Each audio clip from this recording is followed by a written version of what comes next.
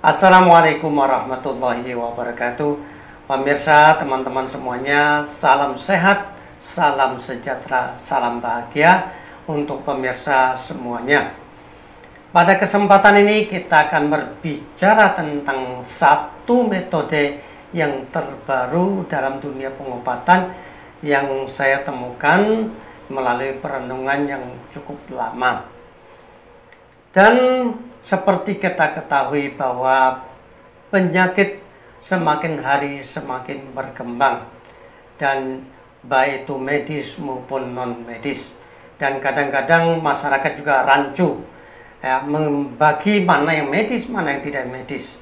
Kadang-kadang ada yang sudah sakit berbulan-bulan dia sudah berobat ke medis, tidak ditemukan penyakit, namun yang bersangkutan merasa sakit, dia sudah punya persepsi bahwa dia sakitnya karena ada gangguan sesuatu, faktor X, artinya gaib. Dan biasanya mereka juga bingung mencari pengobatan yang tepat kalau sudah tahu bahwa ada gangguan gaib, tapi juga bingung kadang-kadang harus bagaimana caranya. Dan oleh karena itu biasanya yang paling tepat biasanya mereka larinya adalah dengan cara ruqyah. Secara langsung di suatu ruangan dibacakan ayat tertentu, kemudian akan dibersihkan dari gangguan yang sifatnya non medis. Ada juga yang pakai sarana air. Sarana air itu dibacakan ayat tertentu, kemudian asma tertentu dan doa-doa tertentu, sehingga air itu berfungsi untuk pengobatan. Namun metode saya itu adalah metode yang mungkin belum pernah ada dipakai orang, yaitu dengan metode batu akik ruqyah.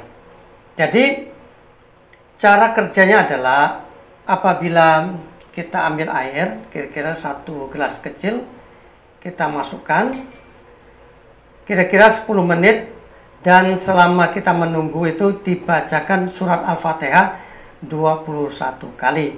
Setelah 21 kali, kemudian ini akik yang diambil dan akhirnya bisa dipakai untuk diminumkan atau disapukan tempat yang sakit. Kenapa kok bisa berfungsi untuk pengobatan? Nah, ini yang perlu kita bahas. Akik itu terdiri dari mineral-mineral yang lebur karena panas bumi atau magma. Ini sehingga mineral itu menjadi satu, dan mineral itu sebagian besar itu berfungsi untuk pengobatan. Cuma mungkin dosisnya itu, artinya daya energinya masih rendah.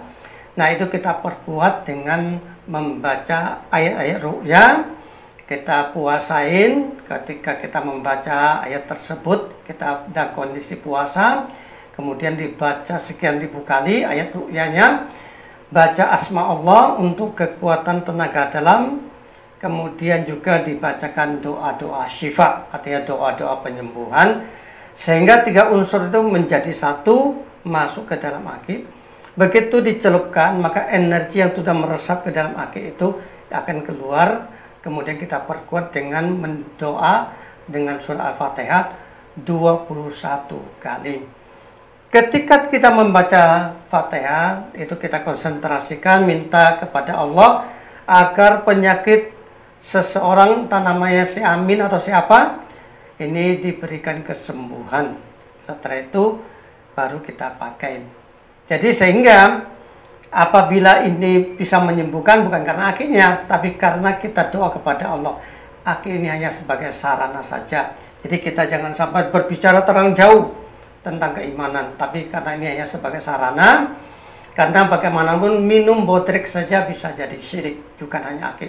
Ini akik ini hanya menyerap energi dari bacaan-bacaan doa kita, kemudian setelah dicelupkan air, dia akan memancarkan energi, mempengaruhi air itu, dan air itu bisa sarana untuk pengobatan, baik itu medis maupun non medis. Terutama adalah bagi seseorang yang punya pikiran yang ruwet, katakan dari versi ringan, ya, punya psikis ini diminumi, insya Allah dia akan merasakan hatinya tenang, pikirannya plong, kemudian pegal-pegal itu kan hilang.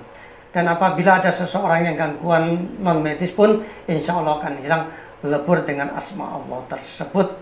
Jadi semuanya adalah untuk memberikan manfaat kepada masyarakat.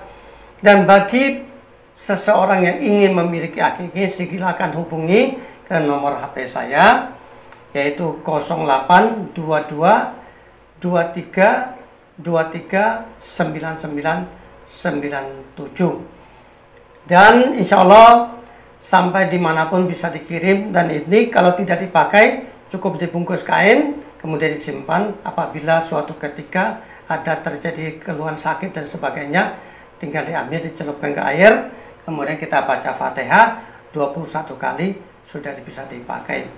Dan juga di samping untuk pribadi kita bisa membantu keluarga kita, kemudian teman-teman kita, sahabat kita, dan orang lain juga, tetangga kita. Mudah-mudahan apa yang saya sampaikan ini bisa memberikan satu pencerahan dan dunia pengobatan, baik itu medis maupun non-medis, sehingga cara apapun yang kita tempuh, yang penting bisa sehat dengan ridha Allah. Assalamualaikum warahmatullahi wabarakatuh.